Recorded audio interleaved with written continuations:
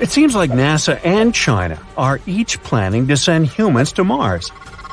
Both space agencies have tentative plans to launch the first crewed missions by 2033, right when Mars and Earth are playing a game of tag. And that's not all. Other missions may happen in 2035, 2037, and beyond.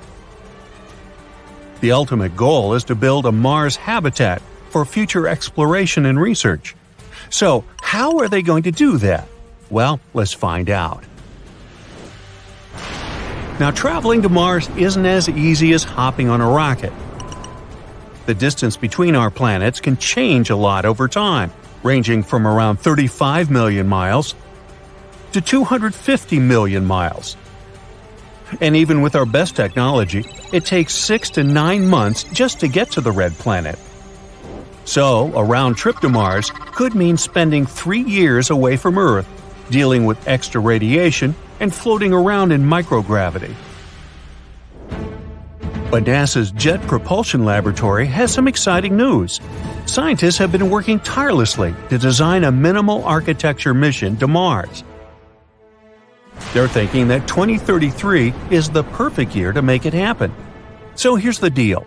Every 15 years, the rocky planets, Venus, Mars, and Earth, align just right to create a cosmic sweet spot. The mission will make the most of this rare alignment and perform an epic gravity assist maneuver using Venus. It's like getting a boost from a planetary slingshot. We'll speed up our spacecraft and reduce the need for making our own propulsion.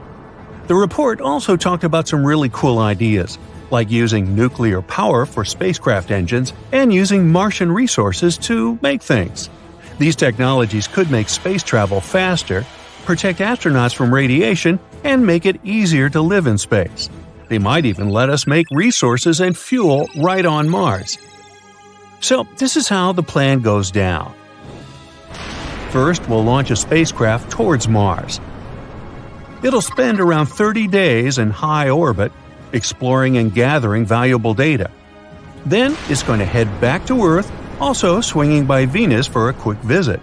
So this whole adventure will last approximately 570 days, which is just 1.6 years. And a shorter adventure means less exposure to radiation. Now keep in mind, this mission will focus on orbiting Mars rather than landing on its surface. It's just a stepping stone, paving the way for future landing missions. Just like Apollo 8 mission orbited the Moon before Apollo 11's historic landing. Landing on Mars by 2033 might be a bit too ambitious due to funding constraints, but who knows? If all goes smoothly, it could become a reality. Now for the coolest part. We don't need fancy new technologies or vehicles for all this. We'll make use of existing ones that are already in production or being studied for the Artemis Moon program. Now let's break down our Mars mission vehicle. A big puzzle of many parts. And guess what? It was put together by a community of space enthusiasts back in 2017. That's right, it wasn't the scientists who produced it first. But now, this isn't just some fantastic idea anymore. Most of these things are already becoming a reality, being made or planned by NASA. So let's take a look at this concept. First, we have the Orion spacecraft.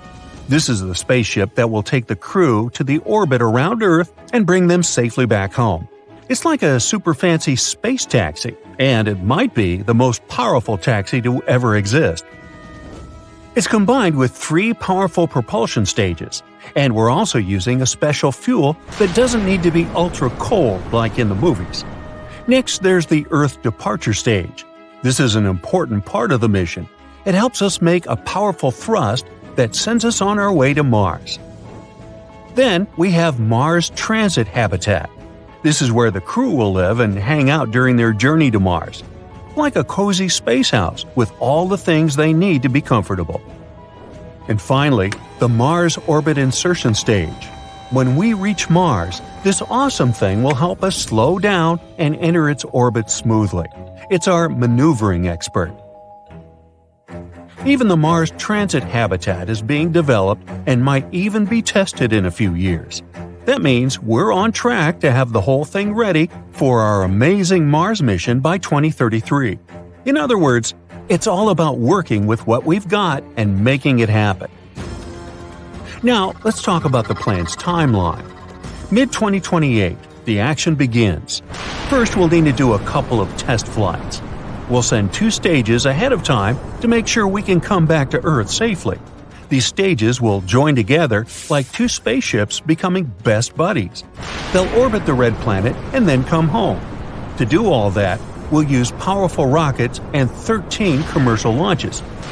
It's going to be a huge space party.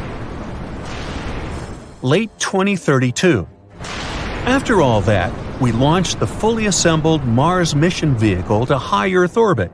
So far, this is an empty vehicle that awaits astronauts. If all is good, then it'll be ready for the final check. March 2033. Time for our brave crew and their Orion spacecraft to join the party. We launch them and they dock with the Mars mission vehicle in Earth's orbit. They'll make sure the whole lot is just right before we head to Mars. Flexibility is important, so we can adjust our plans if needed. April 2033. Everyone's ready for the adventure. We perform a powerful burn, like a big push that sends us on our way to Mars. The crew will travel for about 200 days. November 2033. Finally, the crew reaches the red planet. Once they're in Mars orbit, they'll spend about 30 days exploring and doing awesome space stuff. Mars will be our playground. When it's time to return home, they'll say goodbye to the stage that helped them get into Mars orbit. Then their vehicle will meet up with the 2 stages we sent ahead. Remember these space buddies? And after that, it will take us about 340 days for the crew to come back to Earth. This is where we'll use the gravity of Venus to slingshot around the Sun. To keep the equipment and crew at the right temperature, we'll have a sunshade that will protect us from the Sun's heat since we'll be really close to it. In the end, Orion will re-enter Earth's atmosphere and splash down in the water. What a heroic ending! And this would be just the beginning. Our awesome team has another plan for the bravest adventurers out there. It's called the Conjunction-class long-stay mission. It launches in April 2033 and lasts a long time, 950 days. That's more than 2.5 years, with 550 days spent in Mars orbit. It requires fewer launches from Earth, but has some different challenges, like spending more time in microgravity and dealing with increased radiation. So we'll need some real space heroes for this one. But of course, there are some major hurdles to overcome before we can make all this happen. Experts closely looked at NASA's Journey to Mars program and found that the plan needs some serious changes. There are a few high-risk areas, like life support systems for long missions, using solar power for propulsion, making oxygen on Mars, and so on. They're also worried about timelines, funding, and many other things. So, according to them, sticking to a deadline of 2033 might be impossible with the current plans and budgets. Even aiming for 2035 carries significant risks and possible delays. But hey, space exploration has never been easy, right? With realistic determination, anything is possible. Most likely, the idea of sending people to Mars will be realized before 2040. NASA is working on finishing the plan and details to make this possible. So, even though we still have some tough nuts to crack before we can make it a reality, the dream of sending humans to Mars is exciting. It's a thrilling adventure full of challenges, discoveries, and the spirit of human exploration. So, let's show the universe what we're made of. And that would be mostly carbon. We just can't get enough of Mars, can we? Everyone wants to go there, and astronauts are now looking at caves on the red planet where they can live once people inhabit it. The planet itself has some similar characteristics to Earth. Yeah, it's somewhat smaller than Earth, but the time it takes for the planets to revolve around themselves is also similar, which is about a day. On paper, Mars might seem like a good idea given some similarities to Earth, but there are some factors we need to pay attention to before we consider stepping foot there. The temperature. Mars might look like a scorching hot planet like a freakishly large Sahara Desert, but quite the opposite. It's really cold. Mars has a reputation for being a freezing, desolate, endless land that happens to have the largest mountain in our solar system thus far. So, within those mountains, astronauts and scientists are considering whether naturally built caves are the answer to our survival. Caves won't be the worst thing we'd live in considering our ancestors used to dwell in caves in communities. Logically, it's the best place to stay dry during a storm and keep warm. It's the best place for protection against predators like giant birds, elephants, and saber-toothed cats. We even had our first art shows in caves with evidence of cave art dated thousands of years ago. Caves are a good idea, and they can also help us save a lot of money when establishing a colony on Mars. Rather than building a fresh structure in the middle of an open plain, the cave structure will help and influence the architecture, potentially saving lots and lots of money. Going to Mars will be expensive. It's already expensive sending people to the moon and launching a rocket into space. So, we have to consider the logistics. Another thing to look out for is caves in the ground that are not necessarily stuck on mountains. Scientists believe that most potential places for humans to thrive are caves. These spaces are large enough to host large populations. So far, they identified 9 caves as large as football fields. So what would life look like if we lived in caves on Mars?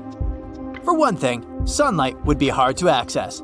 By the time we reach Mars, we would have the best technology to maximize our lifespan in a hostile environment, which means withstanding the harsh sun rays of Mars. Most likely, we would dig through the caves further underground where oxygen would be pumped for everyone to breathe. People can walk around casually, thinking they're on Earth, and to exit the caves, you would need to wear a special suit. These cave colonies would have dormitories for people to live in and special spaces for colony meetings, entertainment, grocery markets, schools, and other places that are needed to sustain a colony. There would also be indoor farms to grow crops and raise livestock. A team of experts mapped out what some of the dwellings will look like on Mars. And just like on Earth, we will have apartments for young professionals, family homes, and luxury mansions. Some of the dwelling units would be placed on the surface and not in caves. One of the key elements of the design and architecture is how to build it around the natural light to brighten up the homes. Another element is how to deflect radiation and cosmic rays. Because Mars has such a thin atmosphere, sun rays and other hazardous objects easily enter Mars. The dwelling units also have to be sturdy to protect them from severe dust storms and extreme cold temperatures. Some of the living pods or dwelling units that are for couples or singles would have tunnels leading to a shared workspace and garden. Studies show that even being in the presence of greenery can reduce stress levels significantly. And on the red planet, we would definitely need some greenery. We can expect the family homes to be built within the caves, not necessarily underground. It would be tempting to head outside with the view of Mars, but the large thick glass would prevent anything from coming in and out. Those who are underground with a view rely on LEDs and camera systems to screen the surface landscape of Mars so it acts like real windows. And if you're bored of the surface, you can always switch the channel and watch something else as you please. Maybe a flowing river surrounded by trees. Or maybe a penthouse view of all of New York. The choice is yours. There would be a driveway that leads to a garage so one can enter and exit easily. There won't really be a reason to exit the cave colony except probably to visit other cave colonies. In this case, we would have highly crafted vehicles that will take people from colony to colony on the surface. The vehicles can withstand harsh temperatures and would be constantly transporting people daily. Some people might live in a certain colony and have to commute to work every day in other colonies. Humans might not have to be working in dangerous conditions or on the surface. We would have robots that will do that for us. The thing about robots is that they don't need to be human-shaped to do a job. However, before transporting humans to space, we would need to create some human-like robots and land them on Mars. with the exact physical form, we can determine what would happen to people if they were on Mars. We would have robots for specific tasks, helping us with everything. Let's not forget artificial intelligence plays a major role in monitoring the systems and updating the functionalities of the colony. It'll know when certain systems need fixing, adjusting, renewing, and changing. We also need people to keep an eye out for anything out of the ordinary, and also to make sure people are behaving and not breaking the law. Getting to Mars would be the earliest obstacle we will face. We've already launched some robots to explore the terrain and conduct some studies. At first, we would send robots to test the conditions and to build most of the infrastructure. To build a proper colony, we would have to send out young couples willing to dedicate their lives to the future and the future of their children. It won't be easy. In fact, there would be a variety of people with different professions and specializations to help establish the colony. People would have to work and establish a local economy. We would need scientists, doctors, farmers, teachers for the children, and engineers to maintain the structure. It will take time for the colony to reach a substantial size, but it's all part of the process. Even the spaceships would need to be large and sufficient to house thousands of people traveling from Earth. Of course, by then, most of the dwelling units would have been built, and people would have already picked out their houses, depending on if they were single or if they were about to start a family. Once the colony has the necessary professionals it needs, then come the other people who wish to start their life on Mars. People would need entertainment, so musicians would find a place in the colony. We can't expect everyone to go out on a nice sunny day to the beach, but perhaps one day, when the colony is large enough, there can be an artificial body of water with the same elements as the beach. Livestock animals would also be shipped from Earth to be raised on Mars, where they can populate for our nourishment. We can also bring most of the animals and establish a wildlife sanctuary for everyone to enjoy and for the animals to thrive. For now, humans are planning on reaching the Red Planet sooner than we think, and who knows, maybe you can be one of the first people to sign up and have your own little dwelling unit far away from Earth. Imagine something terrible happening to Earth and humans having to leave it as fast as possible, and you have to decide which planet will become your new home. Which one will you pick? Probably the first planet that comes to mind is Mars. It's relatively close. Like Earth, it's also a rocky planet. It even has an atmosphere, even though it's much thinner than what we have on our planet. But at the same time, the North Pole on Earth would seem balmy to you in comparison to Mars. On the Red Planet, the average temperature is minus 80 degrees Fahrenheit. The most radioactive areas on our home planet might seem harmless if you compare them with the surface of Mars. But what if we terraform Mars? Could we keep transforming the Red Planet until it becomes capable of supporting human life? It would be an enormous feat. Mars is an extremely dangerous place. Should you teleport there right now, without any protective suit or anything, the gas in your blood would instantly turn into bubbles. You can probably imagine the consequences. Add oxygen deprivation, cold exposure, and radiation poisoning to the equation, and well, who's next? If we still decided to terraform Mars, we would need to create a stronger magnetosphere. We've got this protective magnetic layer on Earth. It shields us from the sun's ultraviolet radiation. The Red Planet would also need a thicker atmosphere, again for protecting us from harmful space stuff better. Right now, the Martian atmosphere is almost entirely composed of carbon dioxide with tiny amounts of oxygen. For us to live there comfortably, Mars would also need to be warmer. And if we managed to somehow warm the planet up, we'd also be able to release frozen carbon dioxide. At the moment, there are vast reserves of this gas at the Red Planet's polar caps and other areas. It would help the atmosphere to become thicker, making it possible for water to exist on the surface of the planet. Right now, there is some water on Mars. The atmosphere of the Red Planet is too thin for this water to stay in its liquid form. But under the surface of the planet, it's a different matter. You can find water under the surface of the planet in its polar regions. The only place where this water is visible is at the North Polar Ice Cap. Also, sometimes salty water flows down crater walls and hillsides, and there are tiny quantities of water in the planet's atmosphere, but it only exists as vapor. If liquid water existed on the surface of the planet, it would make it easier for us to start growing plants, and plants, in turn, would begin to produce oxygen.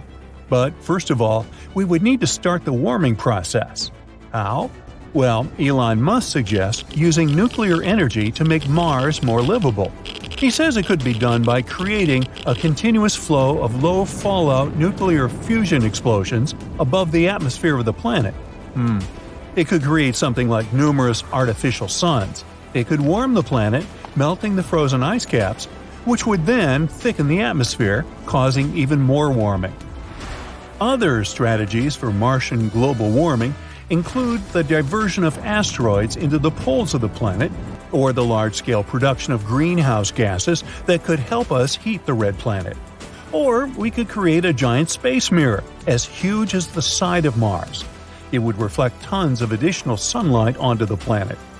The problem is all these projects would have exorbitant costs. They would also require serious upgrades in our technological capabilities. Could there be an easier and cheaper way of terraforming the red planet? It seems so. Casey Hanmer used to work in NASA's Jet Propulsion Laboratory. Now he's the founder of a startup hoping to create carbon-negative natural gas by pulling carbon dioxide out of the atmosphere of our planet. He's also made a proposal to terraform Mars for a modest $10 billion. Sounds alluring. So, what is his idea? Mass-produced small solar sails. These are already existing technologies, even though they appeared only recently. Such sails use sunlight to propel themselves, like ships use the wind to sail. These solar sails could be launched into low Earth orbit, and after that, they would fly themselves to Mars. There, they would reflect sunlight onto the night side of the planet. According to Hanmer's calculations, a decade of such launches could result in a 1% increase in temperature on Mars. Hanmer also believes that we could mass-produce solar cells at cell phone factories, all because a solar sail would need a processor, a camera for navigation, and some electronics to be able to transmit data, just like a smartphone. In other words, solar sails would be like small satellites using cell phone technology.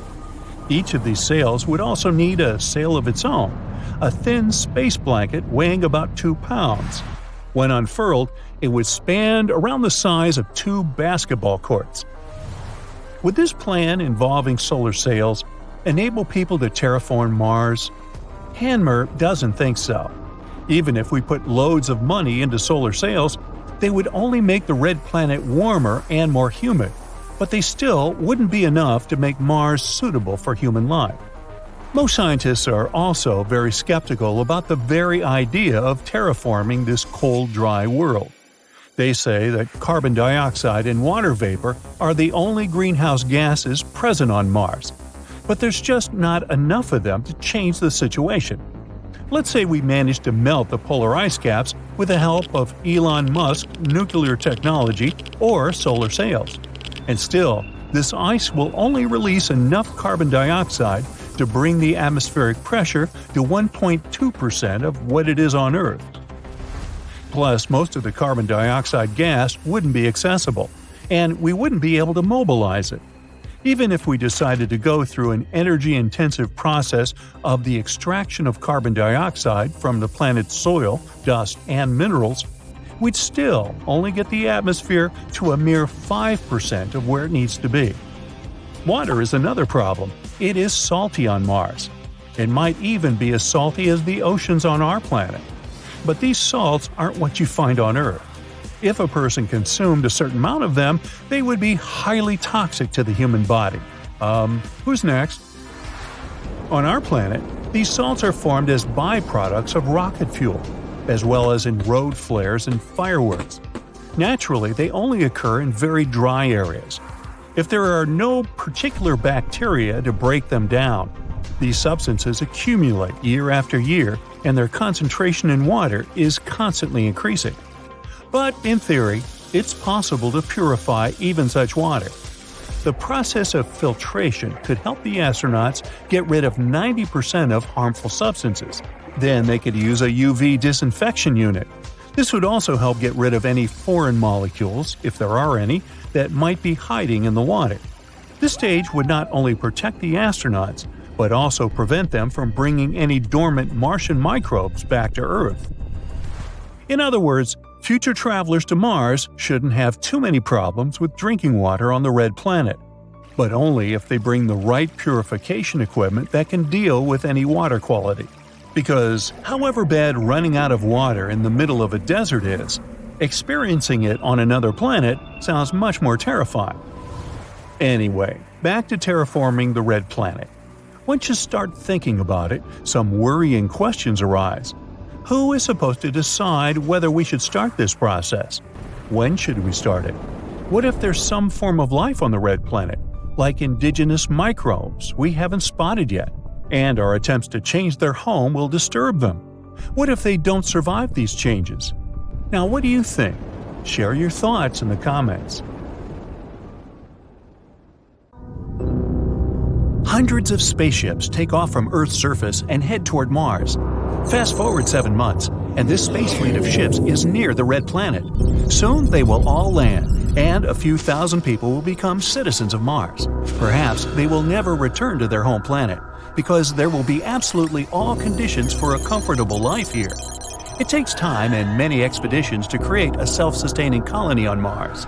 Here is how, step by step, people might build a full-fledged city there, with factories, hospitals, apartment buildings, and even clubs and restaurants. First, we need to pick a time to launch the rocket. A launch window opens once every 780 days. That's when the distance between Earth and Mars is the shortest. In this case, the journey will take about 6 to 7 months. Let's move to the launch pad. Here, we see the spacecraft connected to a booster rocket. Ignition! The booster sends the spacecraft into the air. It then undocks and lands back on Earth. At the same time, the spacecraft's engines start and it makes its way to Earth's parking orbit. To make this ascent, the ship has used almost all its fuel and now needs refueling. To do this, we use our booster again. A huge crane places another spacecraft on the booster. There are huge fuel tanks inside the ship. The booster launches from Earth and takes the refueler into orbit. It docks with the spaceship and fills it with fuel. The journey through space may need a total of 5 such refuelings. And for the first mission to build a colony on Mars, we need 5 spaceships. So that's about 25 launches from Earth. Considering that the booster costs $230 million, the refueler $130 million, and the ship itself is $200 million, the price tag on the mission is pretty impressive. So, ignition. Fast forward in time, and the first 5 ships descend to the surface of Mars. These ships haven't brought the first humans. They carry only payloads, like fuel and water supplies, oxygen for breathing, and medical supplies. There are also first living modules, waste management systems, and a huge number of solar panels for generating electricity. Before landing, one of the ships launches a system of satellites into orbit. It'll provide communication on the red planet. So, the robots begin their work on Mars. First, a whole bunch of little rovers line up and unfold solar panels. Their total area reaches the size of 7 soccer fields. They're much less efficient on Mars than on Earth. Frequent sandstorms fill the working surface of the panels with sand. But at the same time, the strong winds of the red planet also help to wipe the sand away. Other rovers, equipped with powerful drills, begin searching for water in the Martian soil. When they find water, people will begin producing fuel. We'll combine carbon dioxide from the atmosphere with the mined water at a high temperature and under high pressure. It'll result in getting methane for rockets and oxygen for breathing. Since February 2021, Mars Perseverance rover has been testing the technology for oxygen extraction. It has a box inside. This is the Mars Oxygen IRSU experiment, also called MOXIE. This thing pulls Martian air inside and then, under high pressure, takes 1 atom of oxygen from carbon dioxide. Such a thing, about the size of a shoebox, can provide enough oxygen for 1 astronaut to breathe. But if you build the same mechanism but the size of a large factory, it'll produce oxygen for an entire colony and release the rest into the atmosphere of Mars. Another group of rovers is working to turn the surface of Mars into a landing zone to prepare for the next step in colonizing the red planet. By this time, the robotic population of Mars has been working on these tasks for 2 years and 2 months, and people on Earth have been waiting for a new flight window to open. This time, not 5, but 12 spaceships are coming to Mars. 10 of them are cargo ships, which bring construction materials, fuel, and other supplies, as well as a lot of scientific equipment and 3D printers. 2 other ships carry the first interplanetary astronauts. The doors of the spaceships open, and 30 heroes set foot on the surface of Mars for the first time in history.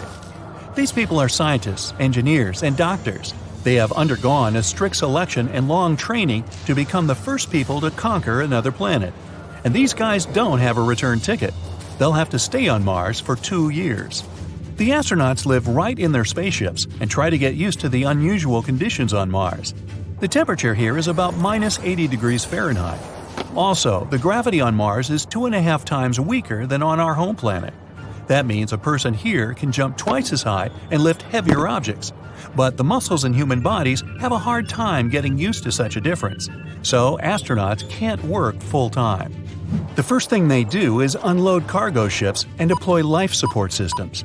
Some people are experimenting with turning Martian soil into material for 3D printers. Others are setting up greenhouses and cultivating soil to grow plants. The human waste recycling system the robots brought here is used to make fertilizer for plants. 2 more years and 2 months have passed. We see a launch of a spaceship, not from Earth, but from Mars. The 30 astronauts have completed their mission and are on their way home. It's easier for spaceships to take off from Mars because the gravitational force here is less powerful. At the same time, ships are launched from Earth. They'll bring nearly 100 new inhabitants and even more cargo to Mars. When this space fleet arrives at the red planet, the astronauts can taste the first food grown here. 3D printers begin building homes on Mars. They print outer shells from Martian soil and plant waste. These shells will protect the dwellings from solar radiation and strong winds. And inside the shells, people will build permanent houses. They're inflatable and are equipped with modules brought directly from the spaceships. These houses have living bays, research bays, and communication centers. The construction goes on for 2 more years until the next flight window opens again. Some astronauts leave Mars, but more and more people come here with every new mission. They no longer live in spaceships. There are comfortable underground houses and 3D printed shelters. Most of the food is already produced on Mars. A new generation of robots works together with farmers. Other robots help to build even more houses to accommodate the ever-increasing human population. 2 more years have passed. Various space agencies launch their missions to Mars. There are more people, more scientific equipment, and even tanks with fish. In 2035, Mars and Earth are at a record short distance, so people send a huge fleet of ships with astronauts and construction materials. By this time, the human colony looks like a small city with many interconnected domes. Its inhabitants have already begun building an underground network of tunnels to move between houses, laboratories, and factories. They've also built the first hospital. 2 years later, the population of Mars reaches the 1,500 mark. Almost all of these people will become permanent residents of the planet. 4 years and 2 more launch windows later, the first restaurant opens its doors. Also, the construction of a nuclear power plant begins. Once it's finished, the Martians will no longer need constant supplies from Earth. From above, the colony looks like a small town. There's a farming section where food is grown, a living section, and a factory district. And with each new mission, people bring more and more solar panels. Now their total area equals dozens of soccer fields. All this allows the astronauts to feel at home. They also don't have to wait for food supplies from Earth. 20 years of the human colony on Mars. Its population is now about 30,000 people. Workers begin to bring their families to Mars. The first schools are built here. 30 years. The population is already over 100,000 people. The colony's infrastructure allows it to be completely self-sufficient. People produce enough food, get enough fuel and oxygen. Around this time, the first plants start growing in Martian soil. There's more and more oxygen in the planet's atmosphere. The trees planted in greenhouses contributed to this. The greenhouse effect from all the human activity helps warm up the surface of Mars, if only a bit. People still have to wear spacesuits when they go outside. It will take many more years until people will be able to breathe on Mars like they do on Earth. Gradually, rivers and lakes will appear.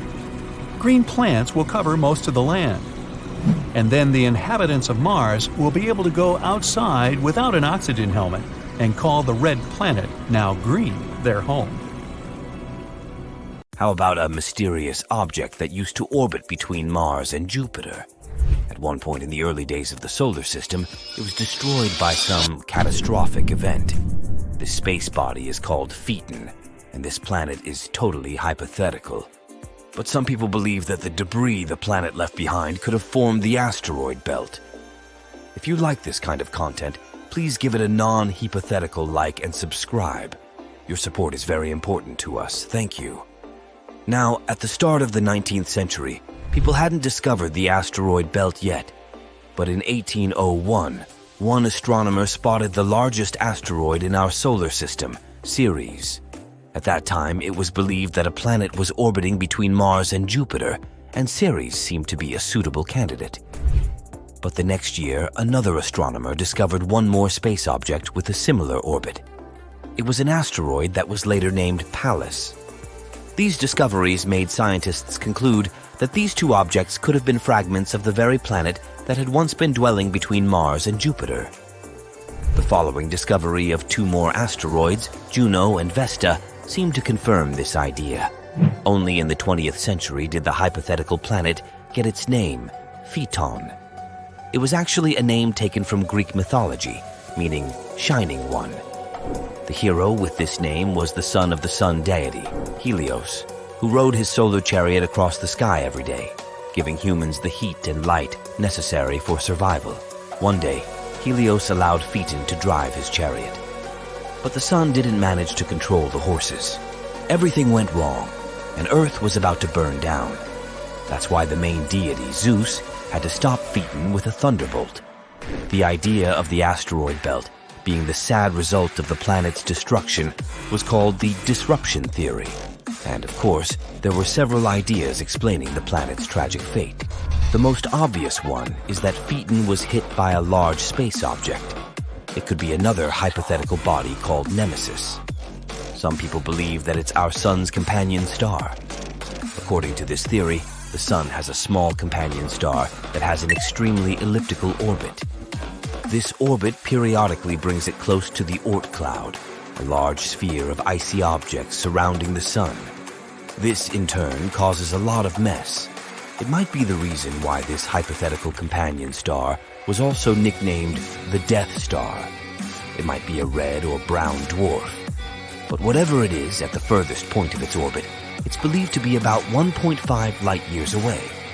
The search for this star has been in progress for decades, but no one has succeeded in locating this elusive and potentially non-existent space object. Anyway, back to Phaeton. Another theory claims that the planet could have suffered some internal cataclysm which tore it apart. But these days, the disruption theory has fallen out of favor. It was replaced by the accretion theory. According to it, the asteroid belt formed in the process of gradual buildup of particles initially floating in a gaseous environment.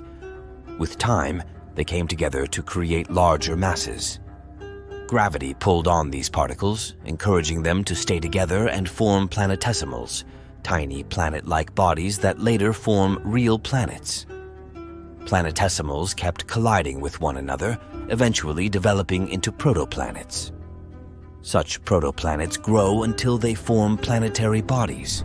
As the mass of objects increases, the gravitational forces acting between particles become stronger too, continuing to build gas, dust, and ice within the nebular disk. It all has a snowball effect where the increase in mass results in more particles getting involved in the process. Eventually, there's no building material left, and large space objects float in the darkness of space. Now, many experts think that the asteroid belt is the remains of the protoplanetary disk which had once been orbiting the sun before the planets formed. Unfortunately, It never had a chance to coalesce into a planet because Jupiter's gravitational effect prevented it from happening. In any case, even though Phaetons was a good story, it's not popular anymore.